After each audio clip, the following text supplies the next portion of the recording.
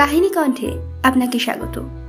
আমরা এখানে অলৌকিক, রহস্য, রোমাঞ্চ এবং আরও অন্যান্য বিভিন্ন রকমের গল্প প্রকাশ করে থাকি। আজ কাহিনী কণ্ঠে আপনার জন্য রয়েছে অনিশ দেবের লেখা একটি ছোট গল্প, জলের তলায়। শুরু করা হচ্ছে জলের তলায়।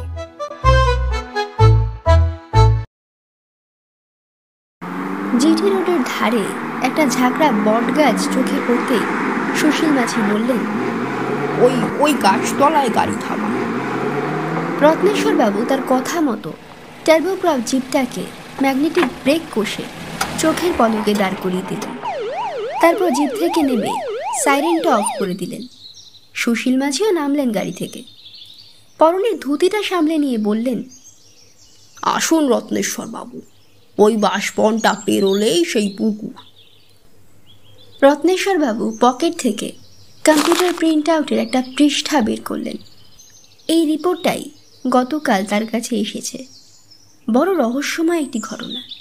সুশীলবাবু বললেন, রত্নেশ্বর বাবু, এই হলো সেই মরণ পুকুর, প্রায় 150 বছরের পুরনো। বড় রাস্তা ছেড়ে ঘাসে ছাওয়া উঁচু নিচু ঢিবি পেরিয়ে তারা বেশ কিছুটা পথ নেমে এসেছে। চারিদিকে নানান গাছপালা, বাঁশবন, আগাছার ঝোপ আর কয়েকটা অশ্বত্থ গাছ মাথাচাড়া দিয়ে দাঁড়িয়ে। তারই মধ্য দিয়ে ছোট ছোট পায়ে চলার পথ।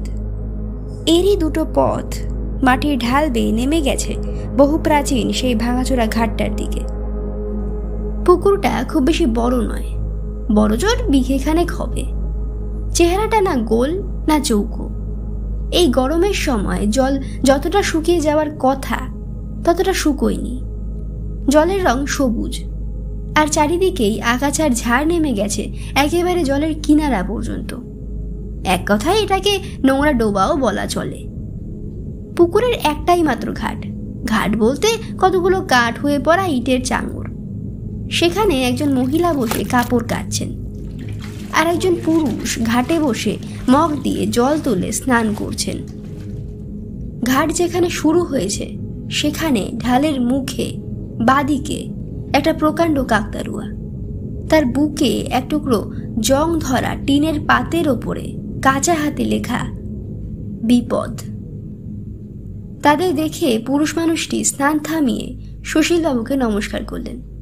এটাই স্বাভাবিক, কারণ সুশীল মাঝি এখানকার অঞ্চল প্রধান। অন্যদিকে মহিলাটি তাড়াতাড়ি করে কাছাকাছি সেরে উঠে চলে গেলেন। পুরুষ মানুষটি গামছা দিয়ে গা মুছতে মুছতে উপরে উঠে এলেন। তারপর রত্নেশ্বর বাবুর দিকে একবার জিজ্ঞাসা চোখে তাকালেন।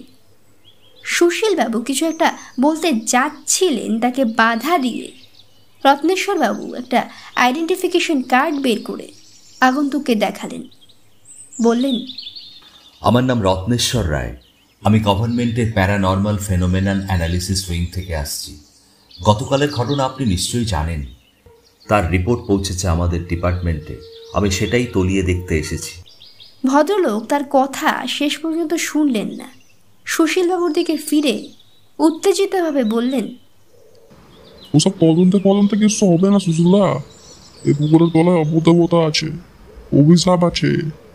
সুশীলবাবু তাকে শান্ত করার ভঙ্গিতে বললেন, আহা নিপেন, তুমি থামো তো, ওনাকে ঠিক মতো কাজ করতে দাও।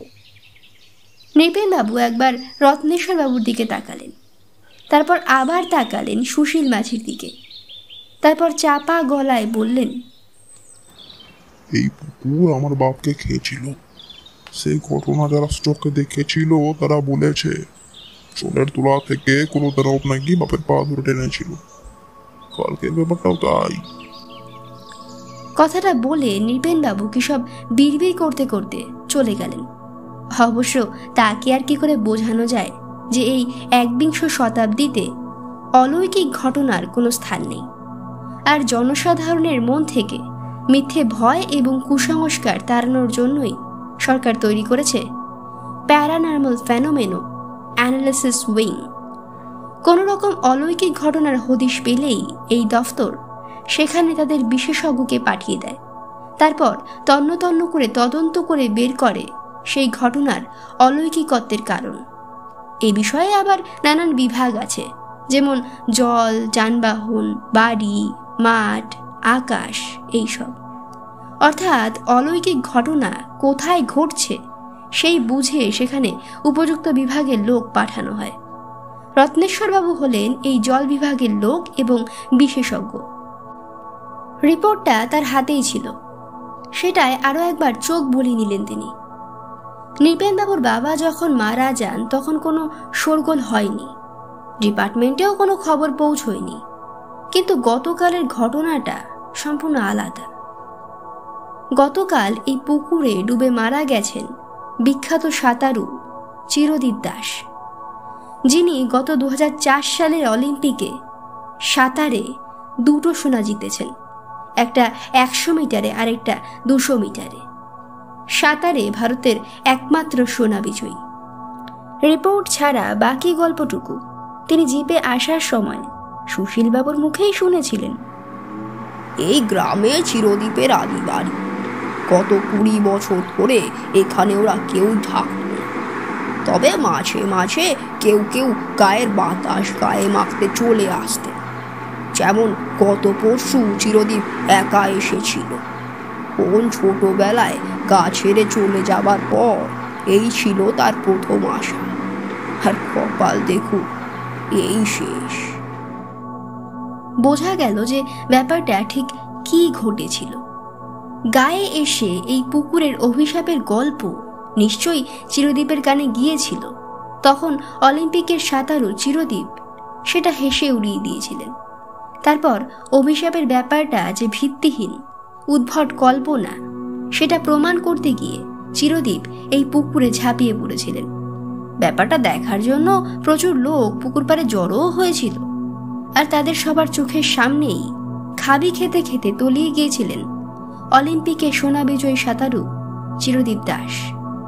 সুশীলবাবু নিজের চোখেই দেখেছেন চিরদীপের মৃত্যু। তাদের গায়ে চড়া রোদ লাগছিল। সুশীলবাবু তাকে আলতো করে একটা গাছের ছায়ায় টেনে নিলেন। হাত বুলিয়ে কপালের ঘাম মুছে বললেন, চিরদীপকে নিয়ে এখনো অবধি মোট 7 জন হলো, মানে আমার জীবনে। এর আগে যে আরো কতজন গেছে কে জানে। সকলকে সাবধান করার জন্য আজ প্রায় 12 বছর ধরে এই নোটিশ এখানে লাগানো আছে। তবে এই পুকুরে আমরা যে স্নান করি না তা নয়, করি, তবে ওই ঘাটে বসে মগ, বালতি কি বাটি দিয়ে, ওই নৃপেনকে যেমন দেখলেন। আচ্ছা, চিরদীপকে তো আপনি মরতে দেখেছেন, তা আপনার কি মনে হয়েছিল যে তাকে কেউ জলের তলা থেকে টেনে নিচ্ছে? হতে পারে, ভালো করে বুঝতে পারিনি। তবে চিরদীপ ভীষণ আকুপাকু করে হাত পা ছুঁড়ছিল, চিৎকারও করছিল বাঁচাও বাঁচাও বলে। কিন্তু কে বাঁচাবে বলুন? দেখুন, আপনি যদি এর একটা সমাধান করতে পারেন। কতগুলো লোকের চোখের সামনে জোয়ান ছেলেটা মারা গেল, অথচ আমরা কেউই কিছু করতে পারলাম না। পুকুরের পাড় ঘেঁষে প্যাক প্যাক শব্দ করে বেশ কয়েকটা হাঁস ঘুরঘুর করছিল, কিন্তু ওরা মোটেই জলে নামছে না, বরং ডাঙা থেকে ঠোঁট বাড়িয়ে জলের কিনারা থেকে খাবার খুঁটে খাচ্ছিল। রত্নেশ্বরবাবু জিজ্ঞেস করলেন, এই পুকুরে হাঁস নামে না? না, ওরা তো আর আমাদের মতো নয়, ওরা বিপদের গন্ধ পায়। রত্নেশ্বরবাবু অবাক হয়ে পুকুরের সবুজ জল দেখতে লাগলেন। রোদের ছায়া লেগে জল ঝিকমিক করছে। এলোমেলো বাতাসে জলে ছোট ছোট ঢেউয়ের শিরা ফুটে উঠছে। দেখে কে বলবে যে এই পুকুর অন্তত 5 জনের প্রাণ নিয়েছে। রিপোর্টটা পকেটে রেখে তিনি একটা বড়সড় মাটির ঢেলা কুড়িয়ে নিলেন। তারপর কিছু না ভেবেই সেটাকে ছুঁড়ে মারলেন শান্ত জলে। ঝুপ করে একটা শব্দ হলো, তারপর ঢেউ উঠল, গোল হয়ে ছড়িয়ে পড়তে লাগলো চারিদিকে। রত্নেশ্বরবাবু পকেট থেকে 2টো স্টেরিলাইজড পলিথিন ব্যাগ বের করলেন। জলের নমুনা নিতে হবে এতে, তারপর নিয়মমাফিক বিশ্লেষণ করতে হবে ল্যাবরেটরিতে। কিছু পাওয়া যাক আর না যাক, এটাই তদন্তের প্রাথমিক নিয়ম। ভাঙা ঘাটে নেমে ঝুঁকে পড়ে জল সংগ্রহ করতে লাগলেন তিনি। সুশীলবাবু তার কাছাকাছি এসে দাঁড়ালেন। উনি যে বেশ কৌতূহল নিয়েই তার কাজকর্ম লক্ষ্য করছেন তা বেশ বুঝতে পারলেন রত্নেশ্বরবাবু। জল নেওয়া হয়ে গেলে ব্যাগ দুটো একটা বিশেষ ধরনের আঠা ইনস্টাফিক্স দিয়ে সিল করলেন। এই আঠা সঙ্গে সঙ্গে জুড়ে দেয়, জোড়ায় কোনো ঘাটতি থাকে না। সুশীলবাবুকে প্রশ্ন করলেন, আগের 4 জনের লাশ পাওয়া গিয়েছিল তো? হ্যাঁ, পাওয়া গিয়েছিল, প্রায় 2.5-3 দিন পরে। 2.5-3 দিন? একটু অবাক হলেন রত্নেশ্বরবাবু। সময়টা স্বাভাবিকের থেকে অনেক বেশি, কিন্তু কেন? জলের তলায় কি তাহলে অপদেবতা লাশ আগলে বসে থাকে? হাসি পেল রত্নেশ্বরবাবুর, তবে সেটা বাইরে প্রকাশ না করে আবার প্রশ্ন করলেন, লাশ পরীক্ষা করে অস্বাভাবিক কিছু পাওয়া যায়নি? না, শুধু কয়েকটা খায়ের মতো দেখা গিয়েছিল। নৃপেনের বাবার লাশ তো পুলিশ মর্গে নিয়ে কাঁটাছেঁড়াও করেছিল, কিন্তু শুনেছি যে রিপোর্টে নাকি কিছুই পাওয়া যায়নি। আচ্ছা সুশীলবাবু, এই পুকুরে মাছ টাছ নেই? আছে, তবে খুবই সামান্য, আর বেশিরভাগ মাছই ওই কই, মাগুর, শোল এইসব। বোঝা গেল যে তিনি ঠিকই বলছেন।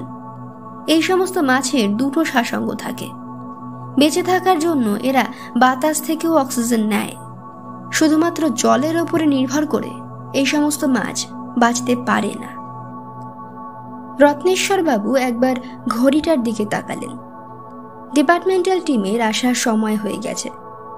তার বুক পকেটে রাখা ছোট ওয়্যারলেস ট্রান্সমিটারের বিপার বেজে উঠল। ওটা বের করে নিয়ে তিনি কথা বললেন। ওরা আর 10 কিলোমিটার দূরে রয়েছে। ওরা এখানে এসে পড়লেই তুলকালাম শুরু হবে। জলে জাল ফেলবে, চিরদীপ দাসের লাশ উদ্ধার করবে। তখন কি একই সঙ্গে পাওয়া যাবে কোনো আশ্চর্য জলচর প্রাণী? মনে হয় না। ওরা হয়তো জলে ডুবুরি নামাবে, তারপর রকমারি যন্ত্রপাতি দিয়ে মাপঝোঁকের পরীক্ষা শুরু করবে। কিন্তু ওরা এসে পুকুর তোলপাড় করার আগে রত্নেশ্বরবাবুকে একটু ঝুঁকে নিতে পারেন না? এটাই হবে তার চরম পরীক্ষা, আর তার ফলাফল হবে চরম প্রমাণ। কেমন জানি একটা জেদ চেপে বসলো তার মাথায়।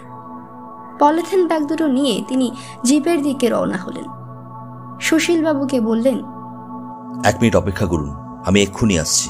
জলের নমুনা রেখে তিনি যখন ফিরে এলেন তখন তাকে দেখে সুশীলবাবু অবাক হয়ে গেলেন।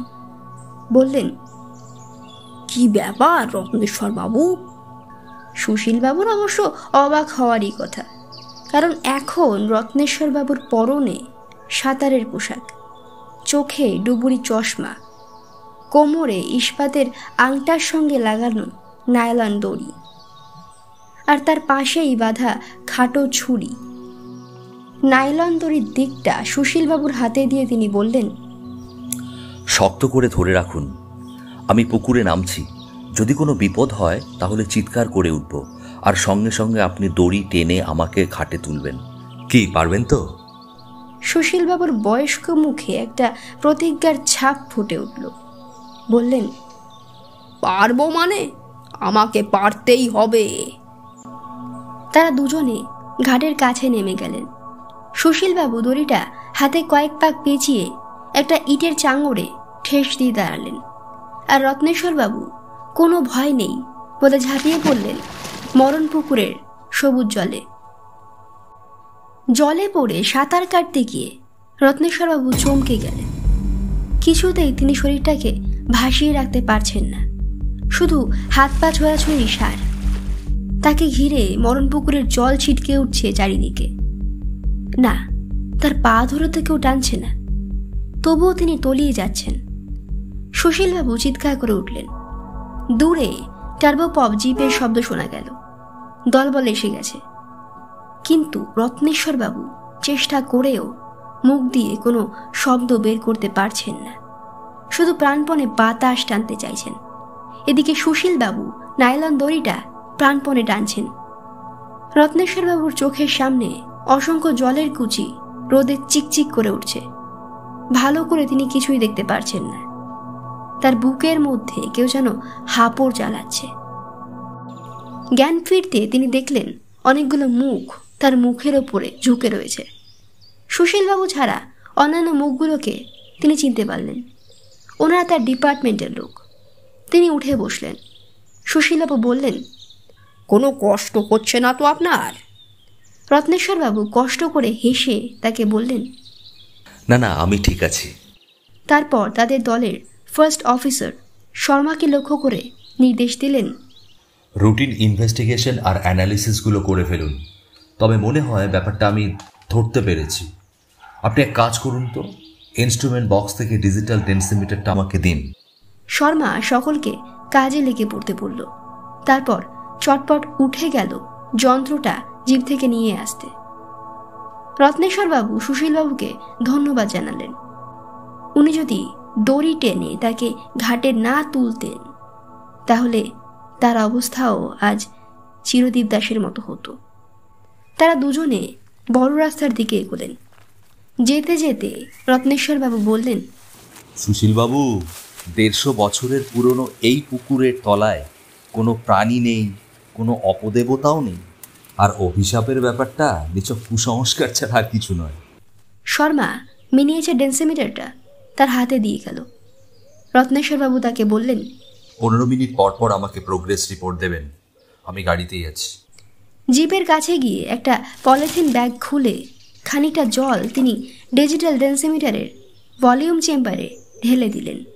তারপর সুইচ অন করতেই ডিসপ্লে প্যানেলে একটা সংখ্যা ফুটে উঠল, 0.80। অকাট্য প্রমাণ। রত্নেশ্বরবাবু হেসে উঠলেন। সুশীলবাবু ভুরু কুঁচকে তার দিকে তাকালেন। রত্নেশ্বরবাবু মিটারের সুইচ অফ করে তাকে বললেন, এই পুকুরের জলের ঘনত্ব স্বাভাবিক জলের ঘনত্বের থেকে অনেক কম, তাই। তাকে বাধা দিয়ে সুশীল মাঝি প্রশ্ন করলেন, এ ঘনত্ব মানে কি? রত্নেশ্বরবাবু 1 সেকেন্ড ভেবে বললেন, মানে বলতে পারেন যে স্বাভাবিক জলের তুলনায় এই পুকুরের জল পাতলা, যেমন ধরুন অনেকটা ওই কেরোসিন তেলের মতো।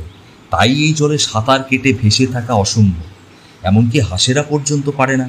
সেই জন্যই ওরা এই পুকুরের জলে নামে না। আর মানুষের মৃতদেহ ভেসে ওঠে অনেক দেরিতে, অনেক বেশি ফুলে ফেঁপে ওঠার পর। চিরদীপ দাসও এই কারণে এই পুকুরে তলিয়ে গিয়েছিল, যেমন আজ আমি তলিয়ে যাচ্ছিলাম। কতগুলো রহস্যময় দুর্ঘটনার কি সহজ এবং নিষ্ঠুর উত্তর। ঘনত্বের 20% তফাৎ কি অদ্ভুতভাবেই না বিপজ্জনক হয়ে উঠেছে। সুশীলবাবু জিজ্ঞেস করলেন, কিন্তু রত্নেশ্বরবাবু, জলটা পাতলা হলো কেমন করে? রত্নেশ্বরবাবু চুপ করে রইলেন। সত্যি তো তাই, এটা তারও প্রশ্ন। জিওল মাছ ছাড়া অন্য কোনো মাছ এ পুকুরে বিশেষ নেই। হয়তো 150 বছরে এই জলের সঙ্গে মিশে গিয়েছে এমন কোনো জৈব রাসায়নিক তরল যার ঘনত্ব জলের থেকে অনেক কম।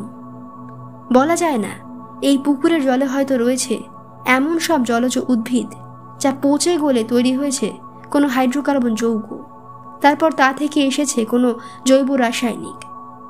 ক্রমাগত জলে মিশে গিয়ে সেই রাসায়নিকও হয়তো কমিয়ে দিয়েছে এই পুকুরের জলের ঘনত্ব। আর একই সঙ্গে জিওল মাছ ছাড়া অন্যান্য মাছ একেবারে নিশ্চিহ্ন হয়ে গিয়েছে। এত সব সম্ভাবনার কথা না বলে তিনি সুশীলবাবুকে ছোট্ট করে উত্তর দিলেন, পুকুরের জলের নমুনা ল্যাবরেটরিতে পরীক্ষা করলে সেই কারণটাও হয়তো জানা যাবে। এমন সময় পুকুরের দিক থেকে একটা হইচই কানে এলো। বোধহয় চিরদীপ দাসের মৃতদেহটা ওরা খুঁজে পেয়েছে।